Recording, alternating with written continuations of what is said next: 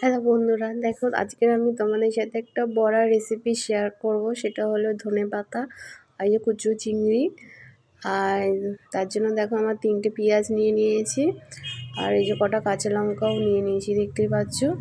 তা তোমরা দেখতে থাকো কীভাবে বানাচ্ছি বড়াটা। দেখো ধনেপাতাগুলো কেটে ধুয়ে নিয়েছি, নিয়ে এবারে এই যে পেঁয়াজগুলো দেখলে লঙ্কা কুচি পেঁয়াজ কুচি একবারে রেডি করে নিয়েছি সব। এই যে ধনেপাতার সাথে মিশিয়ে দিলাম, দিয়ে ওই চিংড়ি মাছগুলো দিয়ে দেবো। দেখো বড়াটা করার কারণ হলো ধনেপাতাগুলো অনেক দিন ধরে ফ্রিজে পড়েছিল। বলছি কী হবে ভাবতে ভাবতে আমি বলছি তাহলে একটা এরকম বানিয়ে দেখি বড়া। এই কুচো চিংড়ির বড়া তো এমনিই বানিয়ে আমরা খাই সবাই, তো এইভাবে ধনেপাতা দিয়ে আমি কোনো দিন করে খাইনি। তো আজকের প্রথম করলাম, কিন্তু খেতে টেস্টিও হয়েছিল। তোমরা যারা খাওনি এইভাবে করে খেয়ে দেখতে পারো। আর অনেকে হয়তো জানে এইভাবে করে খেয়েছে ধনেপাতা দিয়ে, কিন্তু আমি তো কোনো দিন ট্রাই করিনি, আজকেরই প্রথম। তো ভালোই লেগেছিলো। তারপরে দেখো এর মধ্যে আমি এখানে নুন দিয়ে ওটাকে ভালো করে মেখে নিয়েছি একটু, নিয়ে তারপরে এই যে বেসন দিয়ে দিলাম। পুরো বেসনটা দিইনি, আগে দেখে নেবো পুরোটা লাগবে কি না, তারপরে পুরো বেসনটা দেবো। তো দেখো সবটাই লেগে যাবে, বাটিতে যেটুকু বেসন দেখিয়েছিলাম। তো এই যে এখানে সবটাই দিয়ে দিলাম। গল্প করতে করতে নুনটা দিয়ে দিয়েছি, কখন তোমাদেরকে বলাই হয়নি। তো নুনও দিয়ে মেখে নিয়েছি আগে, দেখতেই পেয়েছো। তো যাই করি, তারপরে যে ভালো করে বেসনগুলো মেখে নিয়েছি, একসাথে সব মিক্সড করে নিয়েছি।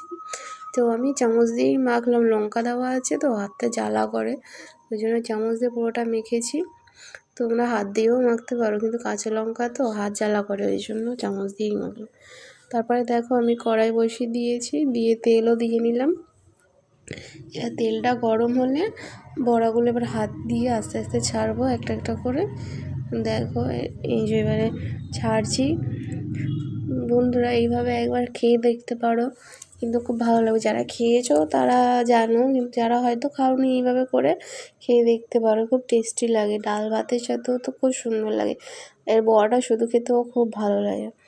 তো যাই হোক, দেখো আমি সব বড়া দিয়ে দিলাম একে একে।